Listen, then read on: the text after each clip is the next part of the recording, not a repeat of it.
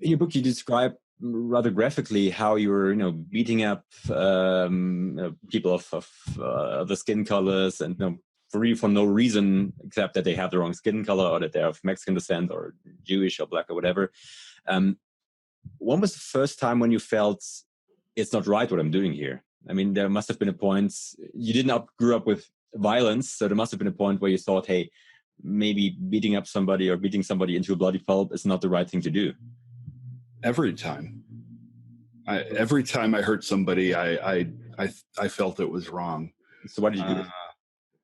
Because I felt that the benefit that I received from it, this sense of respect or this, belonging, was more important to me than the fact that I was hurting somebody else. Here's the truth: is I hated myself. That's why I hated other people. I was projecting my own self-hatred. So when I hurt other people, it was making them feel worse than I did. Was sometimes the only way I could feel good about myself at that time. Nice. So I fooled myself into thinking that it was like a drug. When I hurt other people, or when I preached this ideology, or when I sang racist music on a stage, it was like a drug. It made me feel good for a short time, but I always knew it was killing me and everybody around me. But I couldn't stop, because I knew that if I stopped, it would kill me, or it was all I had. What would I go back to? Okay. Yeah, you wrote just a sentence I wrote down, actually. You wrote that the violence and dominance became pleasurable, and you felt completely in control of your life. That's something that stuck with me. And I was completely out of control. Yeah. See, that was the feeling, that I felt in control, but there was no control in my life. I lost everything I had because of that lack of control. So for about 8 years, you kind of rose the ranks and became a pretty prominent figure. You got a lot of people into the organization. At what point did you start to feel, okay, that maybe this is something that shouldn't continue for forever? I would say right around the time I was 18 years old. That's when I met a girl that I fell in love with, who was not a part of anything that I was involved in. In fact, she hated it. Mm-hmm. But somehow we found a way to love each other. And at 19 years old, we got married, and we had our first child. And at 21, we had our second. And certainly from the time I met her, I was challenged that sense of identity, community, and purpose for the first time since I was recruited. Because now I had to think, was I a father, or was I a hate monger? Was I involved in this family, or was I involved in this other family that I had surrounded myself with to boost my ego? And my purpose came in question. So that was really, I would say that was the first major catalyst for me. But there were certainly many, many more as I started to meet more people and be open to that and have meaningful interactions for the first time. And then when came the point when you said, I want out, I want to leave this organization, I want to kind of cut the ties to everything, I want to leave this old family and start a new one somewhere else with another purpose?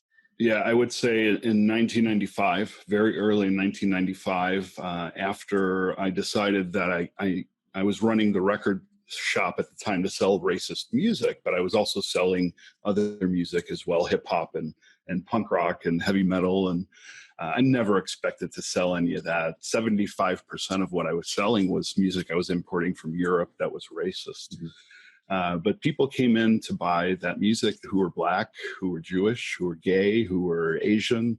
And over time, I started to connect with them. I started to see them as human beings instead of the demons that were in my head, because I'd never had these types of interactions with people. And I started to feel that I had more in common with them than the people that I thought were my family. So, it was a long process of it was not a quick transformation. I think, it took 8 years, really, because every day that I was impacted by people, both good and bad, it would either push me further into what I was doing or pull me farther away from it.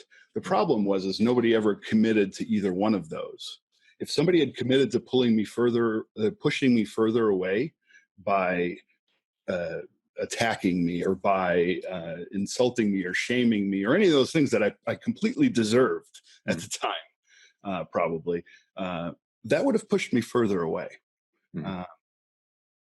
If somebody would have committed on the other side also to saying, you know what, like the people in my record store who were compassionate to me even when they didn't have to be,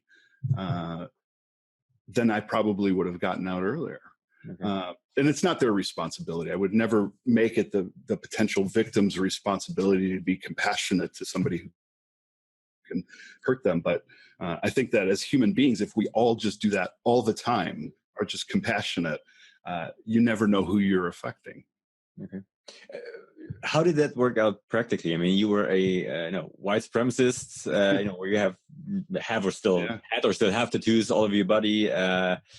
Why did black people and Jews and gays come into your record store in the first place?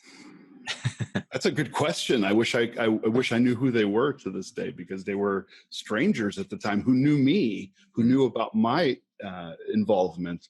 But I never really knew who they were until I started to get to know them, and I wish I knew. And I think, I think that they were just very brave, very forward-thinking people who maybe saw something in me that I didn't see at the time, and they were good human beings who said, you know what, I don't see a monster, I see a broken, person. Who's wearing armor to cover up his own wounds.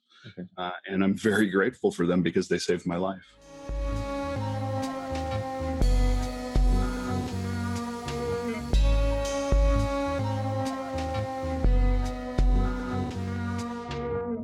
Here comes the sunshine and burns away clouds like they never were.